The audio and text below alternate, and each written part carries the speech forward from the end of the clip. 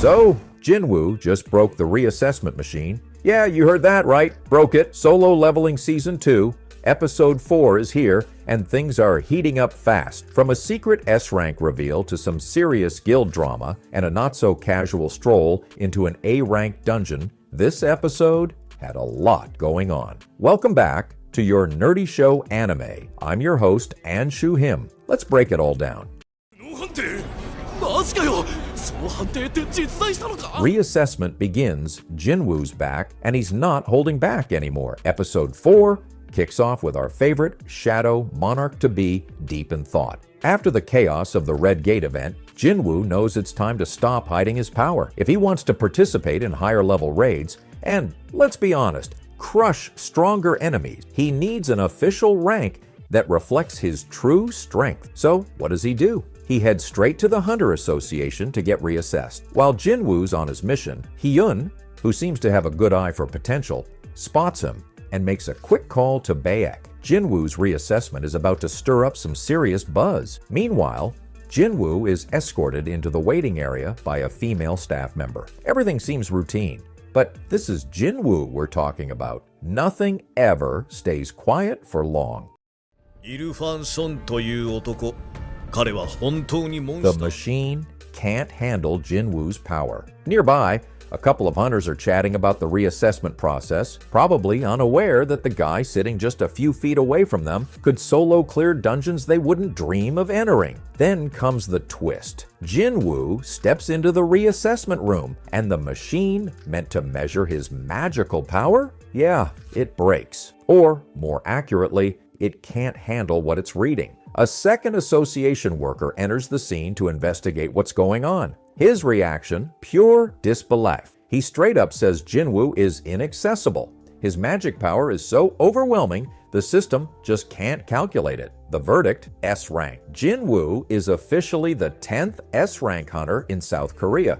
That's a game changer. While all this is unfolding, Choi and Woo are off having their own conversation about the Red Gate incident. Choi's trying to figure out who the mysterious outsider was that helped clear the raid. Woo admits he doesn't have the full story, but both of them are clearly suspicious that something big just went down, and Jinwoo's name is right at the top of their mental lists. Their suspicions deepen when they hear a commotion in the lobby. They step out to check, only to find Jinwoo being told the machine malfunctioned and that he needs to come back in 3 days. Jinwoo, of course, plays it cool, but Choi wastes no time. He approaches Jinwoo and brings up guilds, likely trying to gauge his interest in joining forces. Jinwoo brushes him off. He's got other priorities. Baek then shows up, and Hyun fills him in on what just happened. Choi notices Baek's interest and instantly puts the pieces together. Baek is probably trying to recruit Jinwoo too. Now it's becoming clear. Jinwoo isn't just on the radar. He is the radar.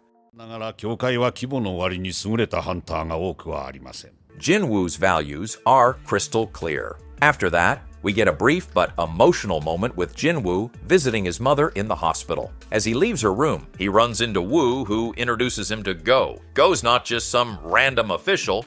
He's clearly got authority, and he knows exactly who Jinwoo is. He congratulates him on his S-rank status, and even says the machine isn't necessary. Anyone with eyes can see Jinwoo's potential. Go wastes no time in trying to recruit Jinwoo, offering him a position within his association. But there's a catch. If Jinwoo joins one of the top 5 guilds, it could upset the balance of power. Jinwoo listens, nods, and turns him down, respectfully. He's not interested in playing politics or climbing the social ladder. He wants to keep fighting monsters. That's his path. And he's sticking to it. Meanwhile, we switch gears to a subplot involving Dong-soo and Itai Hwan. A deputy chief visits Dong-soo in the hospital, trying to figure out what happened during his confrontation with Itai Hwan. Dong-soo insists Soo Hwan isn't human. He's a magic beast. The chief doubts they'll catch him, but Dong-soo has other plans. He wants artifacts, specifically ones powerful enough to fight someone like Ai Hwan. The tension here is rising fast. Dong-soo's pride is hurt, and he's not going to let this go.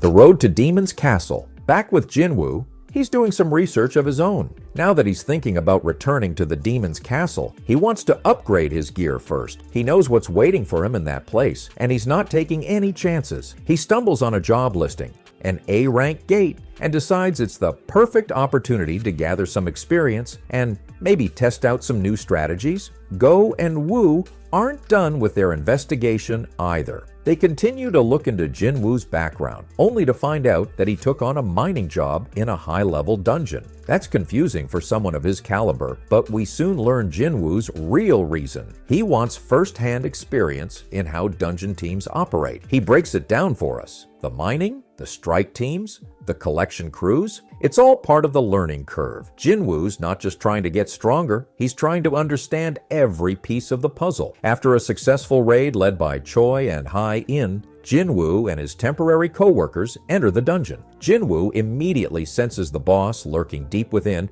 and makes it clear he wants to fight it. But since this isn't his official raid, he's technically not supposed to engage. Does that stop him? Of course not. When break time rolls around, Jinwoo stays behind. Everyone else leaves, but Jinwoo slips away, heading straight toward the dungeon boss's chamber. You can tell he's itching for a challenge. The rules say no, but his instincts say yes. Just as things are about to get serious, Hai-in appears and stops him. Her timing couldn't have been more perfect or more frustrating for Jinwoo. She looks him straight in the eye and asks the question on everyone's mind, "What do you intend to do?" And just like that, the episode ends. Our nerdy thought. This chapter of Solo Leveling delivered on multiple fronts, character development, rising tension, and a whole bunch of new questions. Jinwoo's S-rank reveal might have been delayed by a broken machine, but the truth is out there now. Whether it's the Hunter Association, powerful guilds, or dangerous enemies like Ichi, Hwan, and Dong Su, everyone's eyes are on Jinwoo. At the same time, the world building continues to expand. The different guild dynamics, dungeon roles, artifact hunting, it's all coming together to build a bigger picture. It might feel like a lot to take in, but if anything, this just proves that Solo Leveling isn't slowing down anytime soon. With Hai-in stepping in at the end, and Jinwoo's desire for combat growing stronger, next week's episode is set to be a wild ride. If you're enjoying Jinwoo's journey and the layered storylines, this episode definitely kept the momentum going. 退院後は一度管理局へ顔を出すよう